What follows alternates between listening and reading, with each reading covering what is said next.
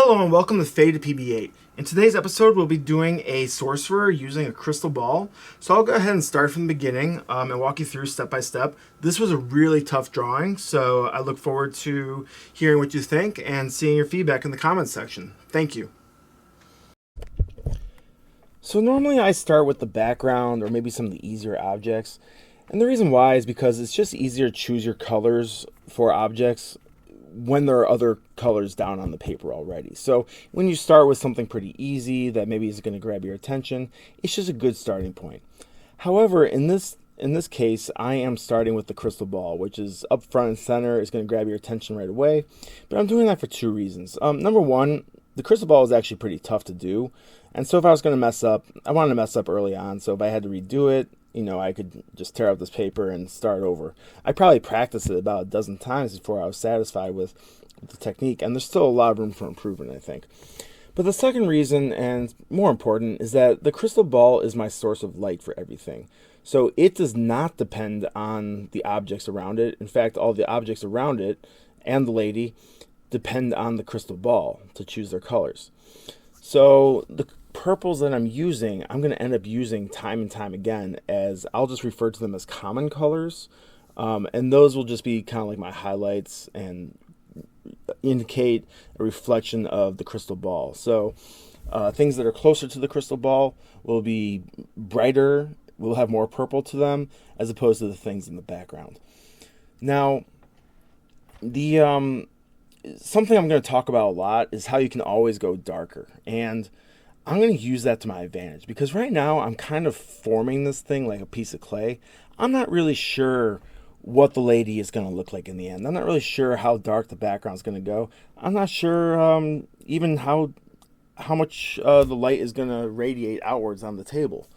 But I'm just going to kind of mold it like a piece of clay, start with my light colors, and give myself the option to go a little bit darker.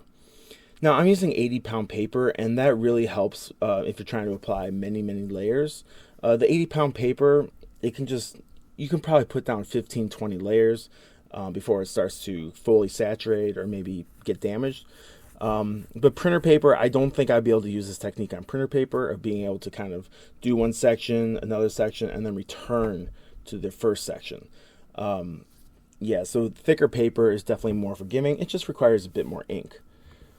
So what you see I'm doing here on the table is I'm kind of jumping back and forth between the purples and these light browns for the table. And I'm going to do that a lot. Just jump back and forth, keep my common colors very close, and find that balance between purple and brown. If it's too brown, add more purple. If it's too purple, add more brown. And so pretty soon, right now, in a second, I'm about to do the woman's hair. And I decided to do the hair because its proximity to everything else, it's right next to the background. It's right next to the woman's face. It's close to the crystal ball. And it's really good to use as a reference point for other parts of the drawing. So I actually kind of mess up here, or maybe not mess up, but I'm not satisfied with my approach. I added the purple to her hair first, and then I came in with this light brown. And even though it's my lightest brown, it's still dominating that purple. And I wish that the purple would reflect a little bit more. I am able to bring it out a little bit more in the drawing later, as you'll see. But what I would have done a little bit differently is maybe grabbed a different color instead of that brown to mix with the purple. Maybe something even lighter, even if it's in a different brown family, just to have the purple shine a little bit more. Now, again, I'm just molding this. So I'm going to return to her hair. I'm going to return to the table and make them darker. But right now, I'm just getting a good idea. And I'm going to end up using my darkest brown on her hair. And that will give me a good reference point for the background, because I want the background to be darker than her hair, even the darkest parts of her hair. So I just, when I look at this thing, you just imagine where the light is shining, and just keep attacking those highlights, and then keep attacking the very darkest spots, and then before you know it, it will kind of come together. You'll be able to kind of blend from the lightest to the darkest, or to the darkest to the lightest. But you want to have like a range, and so and that will help you pick your markers. And one thing you can do is look at, if you use Ohuhu, they have a new coding system, and the last digit or two digits indicates how dark it is. So it's a number between 0 and 16, 0 being the lightest, 16 being very dark. And if you're not really sure what colors to go with, try to keep that last number consistent if it's like objects that are right next to each other. So for example, the books on the shelves, I might go with like R012, which would be red in the 0 family, 12 darkness. And then the book next to it, I might go G111, and that would be green in the one family, and then 1-1 for the darkness. So 1-1 and 1-2 are pretty close.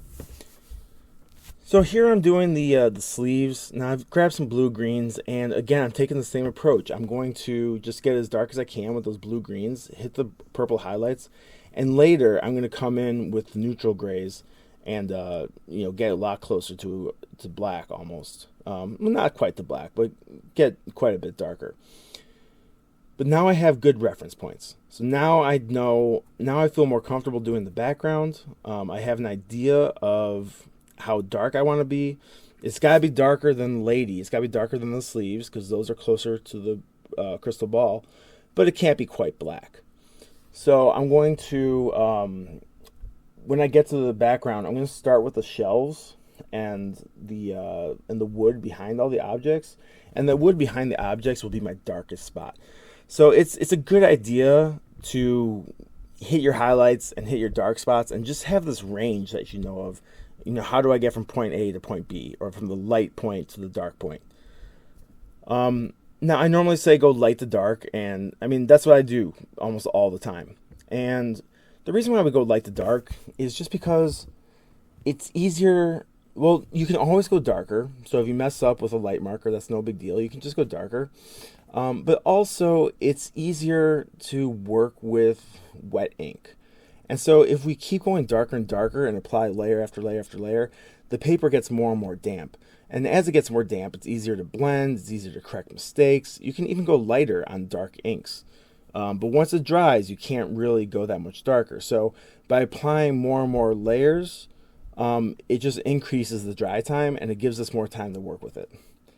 Now, I like to do everything in a section all at once. The reason why is because, well, number one, I think it's faster. But number two, it helps me be consistent in the steps that I take, in the order of the markers that I choose. If I'm doing these wooden shelves and I grab 5 different markers and I use them 10 different times in a different order, I have to remember that order if I'm going to section it off, break it into like a left half and a right half. I'm going to have to remember that order to keep everything consistent and make it look like it belongs together. So I tend to just kind of do an entire section at once, even if it's really large and it doesn't have enough time for me to return to it before the ink dries. It'll still be just consistent. So a larger section will dry up on you. A smaller section you might oversaturate. So the timing of the markers is really important. It's also important to note that the inks lighten up quite a bit when they dry. So if you let the ink dry and you come back and return to it, it's actually kind of hard to match the colors, just because when you put down the same marker, the very same marker that's dried down, it's going to appear darker than it's going to line up to be. That's going to dry up to be. Okay, so now I'm coming in with, you see, I just hit some shadows with with my neutral grays. So just kind of creating a shadow kind of directly behind the woman, like it's being cast from the crystal ball. And then as it gets outward, it lines up. So I'm going like a dark neutral gray to a medium neutral gray to my purple. So I'm fading dark neutral gray, medium neutral gray, purple, and as you go outward. For the objects, there's not really a right or wrong. You can kind of choose whatever colors you want, and that's kind of fun. I mean, if it's a book, it can really be any color. If it's a potion, it could be red, it could be green, it could be blue, whatever you want. So, but the more important thing is to keep in mind the Ohuhu coding system, where you want that last digit or two digits to be very close, to be very close to the objects that are right next to it. So here I am. I spent a little bit of time just kind of picking and choosing random colors, filling in all the different objects, and really returning a lot to the purple. You can see I'm applying a bunch of purple right now, and I'm applying a light purple, and later I might come in with a darker purple if I can't quite get the highlights right. But you can see that the background right now is quite light compared to the foreground, and by the time this thing is done, the background is going to be twice as dark, easily. Now, it's always important to like scope out your images and just have a good idea of have like a little bit of a game plan, like what I'm gonna do. Now this is AI generated, which AI is a ton of fun, by the way, but it messes up a lot. I mean, I probably ran this through the generator like 30 or 40 times before I found a crystal ball with a lady that had 4 fingers showing instead of 6 or 7. But the AI is a lot of fun, but make sure you just scope out your drawing and you just kind of want to have a good game plan. Like, what order am I going to do the objects? What's my source of light? How does this light affect the different objects? Will one object cast a shadow onto another object? And that can kind of help you determine the order in which you go. I almost always save skin for last. And the reason why is because, well, number one, it's easier to choose your colors when everything around it's colored in. So if you do the skin last, we've got the hair, we've got the crystal ball. That makes it nice.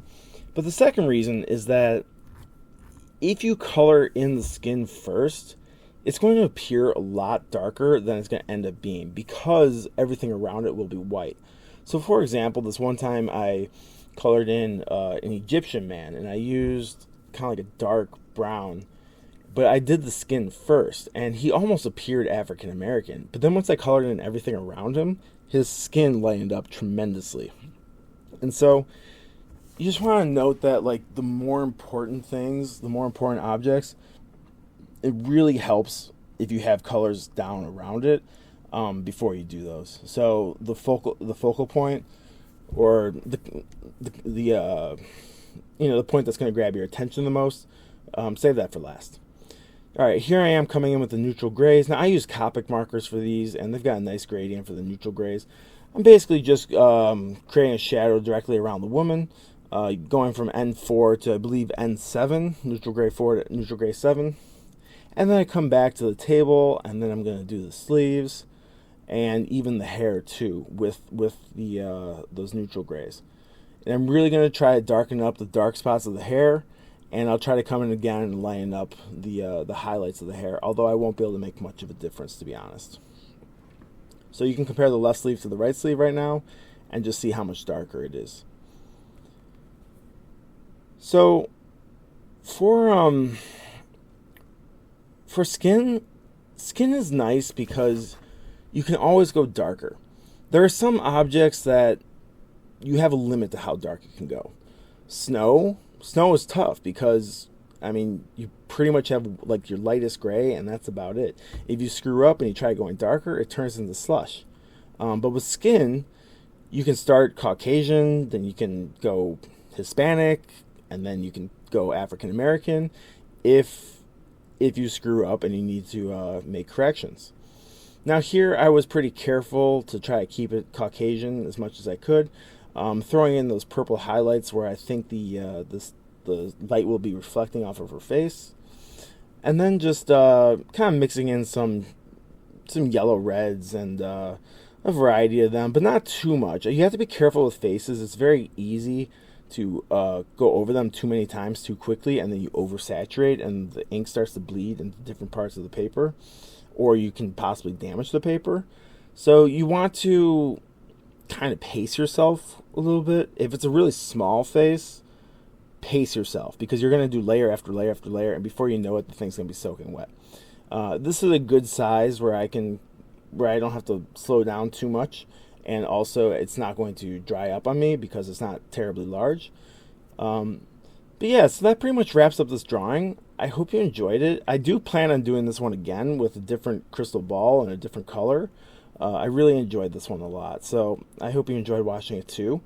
Let me know what you think in the comments section. This is probably like my 22nd video, I think, and I have like 30 subscribers, and I think only one person has ever left a comment. So I've put a lot of effort into this channel, and not really getting much out of it. Although I really enjoy doing it, and I actually enjoy watching the videos myself. And I think watching my own videos has actually made me better, because now I'm aware of what mistakes I have made and how I can correct those mistakes or avoid those mistakes in the future. So thank you for watching.